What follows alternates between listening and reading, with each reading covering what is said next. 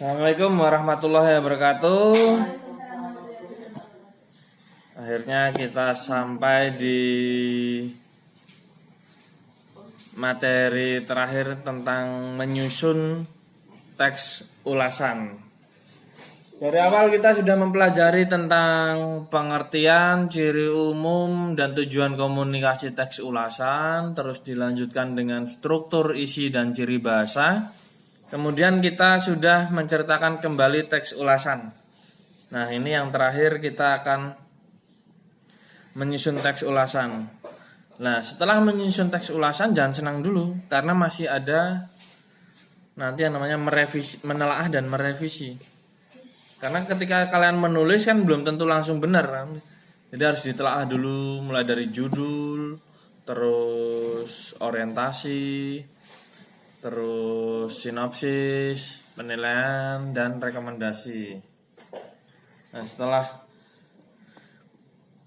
menelaah kelengkapannya, terus menelaah penggunaan ejaannya gimana. Ejaan ini mulai dari tanda baca, terus pemilihan kata, terus penulisan kalimat. Oh ya. Baik. Bapak yakin kalau kalian sudah mengikuti pelajaran dari awal sampai akhir, tentunya kalian akan bisa menulis teks ulasan itu dengan mudah. Karena apa?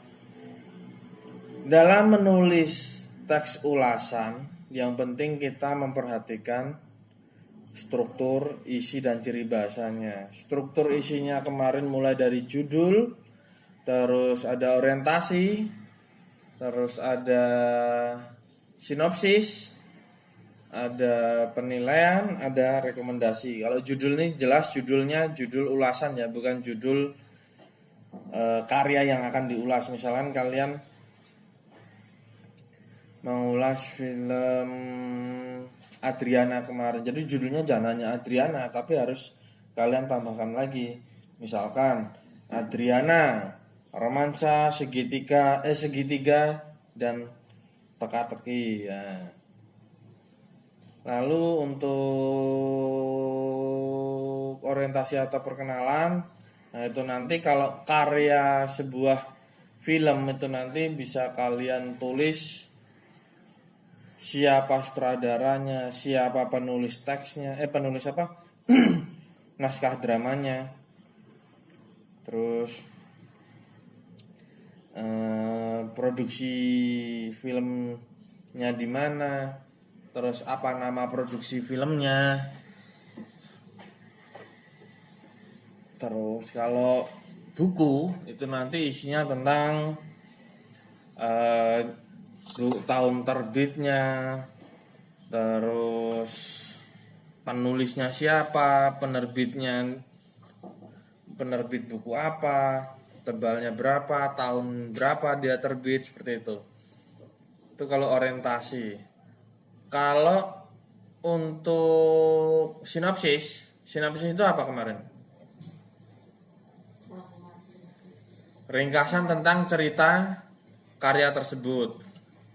Jadi misalkan tentang Laskar Pelangi, ceritanya itu diawali dengan begini, masuk pembukaan sekolah Muhammadiyah di Gantong atau di Belitung, tepatnya di Pulau Belitung, itu harus mencapai 10 siswa. Kalau nggak mencapai 10 siswa, sekolah tersebut akan ditutup.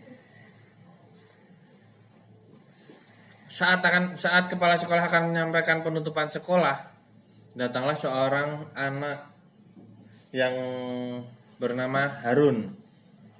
Nah, sehingga melengkapi jumlah siswa menjadi 10. Nah, itu namanya sinopsis, ringkasan cerita dari karya yang akan diulas.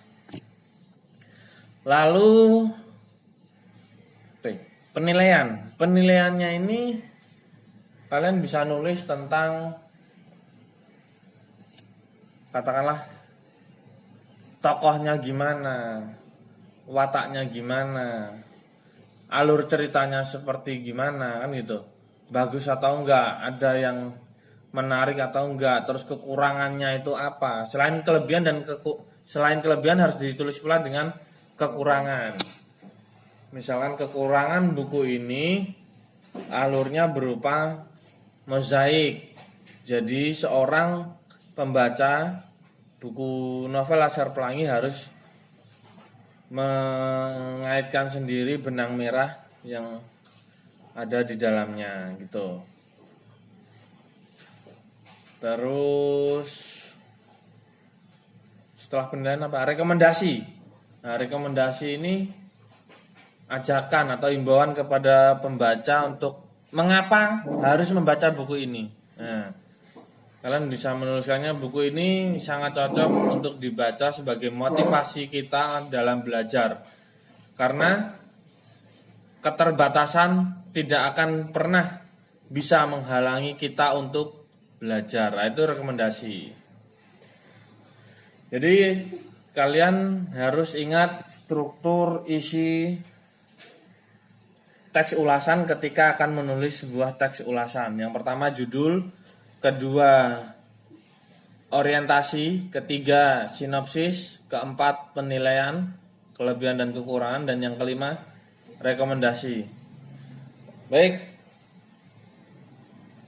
Oleh sebab itu Bapak minta kepada kalian untuk membuat teks ulasan.